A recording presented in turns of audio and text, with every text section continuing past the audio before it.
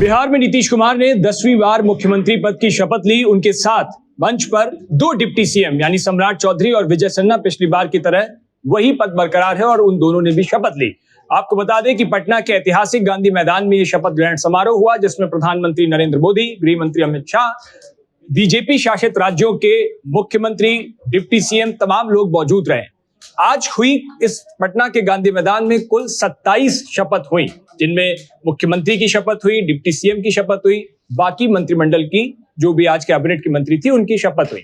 सबसे ज्यादा बिहार में चाहे टिकट बंटवारे को लेकर चर्चा हो, चाहे सीट बंटवारे को लेकर चर्चा हो और चाहे विधायक मंत्री बनने की चर्चा हो, बिहार और यूपी इन ऐसे राज्यों में कास्ट फैक्टर बहुत इंपॉर्टेंट रोल प्ले करता है और इसीलिए बात नीतीश सरकार की कैबिनेट में कौन कौन मंत्री रहेंगे और वो किस जाति से हैं, ये सबसे ज्यादा इंपॉर्टेंट हो जाता है। और वो भी तब जब सरकार गठबंधन की हो और जब सारे समीकरण साधने हो और प्रचंड जनादेश जब मिला हो तो ये जिम्मेदारी और बढ़ जाती है। और इसीलिए आज हुई इस शपथ में कौन किस कास्ट से है आपको बताने की कोशिश करता हूं। सम्राट चौधरी डिप्टी सीएम की शपथ ली। सम्राट चौधरी उप मुख्यमंत्री बनेंगे और उसी के साथ आपको बता दें कि कोरी समाज से आते हैं।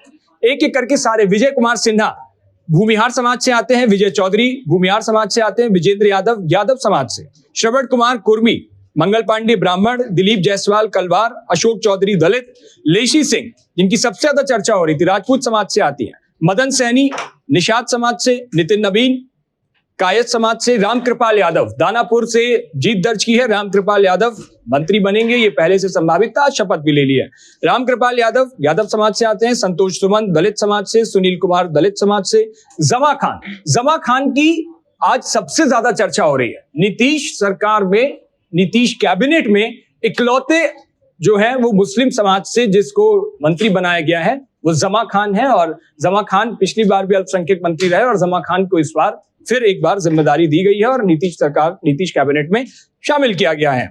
संजय सिंह टाइगर राजपूत समाज से, अरुण शंकर प्रसाद सूडी समाज से, सुरेंद्र मेहता धानुक समाज से, नारायण प्रसाद तेली समाज से, लखेंद्र कुमार रोशन इन्होंने भी शपथ ली है दलित समाज से, प्रमोद कुमार कानू समाज से, एलजेपी के संजय पासवान और संजय कुमार सिंह दो मंत्रियों ने शपथ ली है, दो एक दलित से दूसरे राजपूत समाज से आते हैं।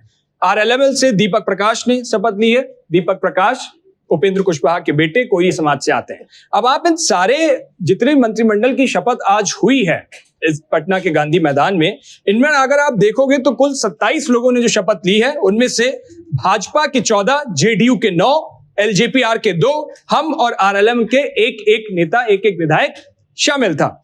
एनडीए की 8वीं सरकार में सीएम समेत इन 27 लोगों की शपथ हुई है।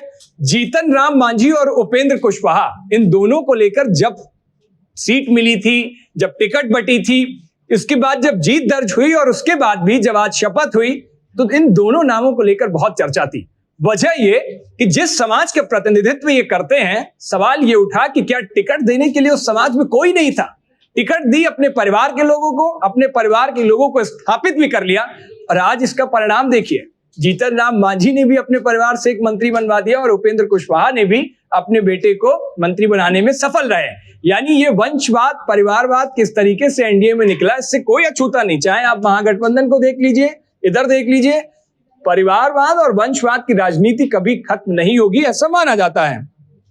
अब आप आगे देखिए, पिछली सरकार की अगर हम बात करें तो 4 मंत्री के साथ राजपूत भी इस बार सबसे आगे, अगर आप ये पूरी लिस्ट देखिए। और पिछली बार भी 5 ठाकुर मंत्री बने थे। दलित समाज से 5 मंत्री बनाए गए इस बार, लेकिन उनके अंदर जाति के स्तर पर अगर आप देखेंगे तो राजपूत समाज बहुत आगे है। और दलितों में भी अगर आप बात करेंगे तो दुसाद पासवान, जिसका नेतृत्व चिराग पासवान करते हैं, उनसे 2 और एक मुसहर, रविदास और पासी ये मंत्री बने हैं। नीतीश कुमार के मंत्रिमंडल में 4 राजपूत के बाद कुर्मी, कोरी, भूमिहार, यादव, निषाद, दुसाद, इनको 2-2 मंत्रियों को बनाने का फैसला लिया गया है।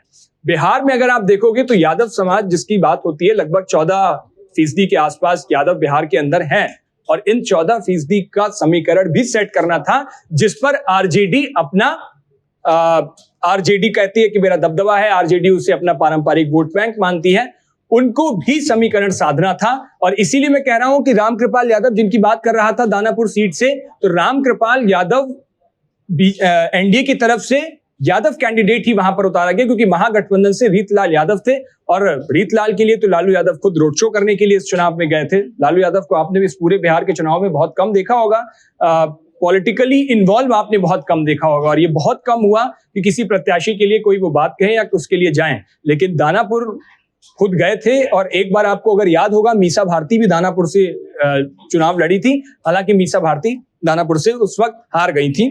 तो एक एक मंत्री पद सरकार में हिस्सेदारी पाने वाली जातियों में अगर आप देखोगे तो ब्राह्मण भी है, रविदास भी है, मुसर भी है, पासी भी है, कलवार, कायस, रूड़ी, धानुक, तेली, कानू, ये सारे शामिल हैं। और मुस्लिम जमा खान मैंने बताया ही आपको कि फिर से मंत्री बन गए हैं। तो ये पूरा जो आज 27 शपथ हुई है, नीतीश कुमार भी उसमें शामिल है। नीतीश कुमार को हटा करके 26, 2 और हटा दीजिए तो 24, और 24 लोगों में कैसे समीकरण कास्ट फैक्टर सेट किए गए हैं बिहार के अंदर, ये बहुत दिलचस्प है। और अभी क्योंकि सिर्फ 27 शपथ हुई हैं, अभी बाकी की शपथ होना बाकी है। विभागों के बंटवारे जैसे जैसे हो जाएंगे, अंदर खाने से खबर ये भी आई है कि गृह मंत्री अमित शाह कल देर शाम ही पटना पहुंच गए थे। काफी बातचीत हुई, मुलाकात हुई, कई विभागों के बंटवारे अभी नहीं हो पाए हैं, उनमें आपसी सहमति नहीं बन पाई है। जैसे ही बीजेपी और जेडीयू के बीच उन विभागों की आपसी सहमति बनती है, उसके बाद उन विधायकों की भी शपथ मंत्री पद की कराई जाएगी, और उसके बाद पूरी कैबिनेट का रूप क्या होगा, कैसे चलेगी इस बार की सरकार, ये आपको कुछ दिनों में देखने को बिहार के अंदर मिल जाएगा। तो बिहार में इस कास्ट फैक्टर को लेकर आप क्या सोचते हैं, अपनी राय हमें कमेंट बॉक्स में जरूर बताइएगा। देश और दुनिया की बाकी तमाम खबरों के लिए देखते रहिए भारत एक्सप्रेस।